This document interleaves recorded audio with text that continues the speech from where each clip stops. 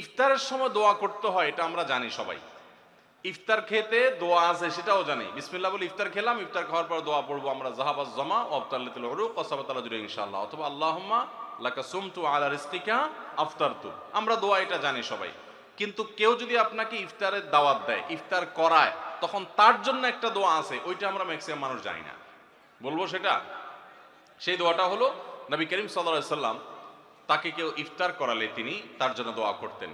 আকালা তুআমাকুমুল আবরার ওয়াসাল্লাত আলাইকুমুল মালাইকা ওয়া আফতার ইনদাকুমুস সাইমুন। তোমাদের খাবার যেন নেককাররা খায়, হ্যাঁ, এবং তোমাদের উপর ফেরেশতারা যেন তোমাদের জন্য দোয়া করে, আর তোমাদের খাবার যেন রোজাদাররা খায়, ইফতার করে।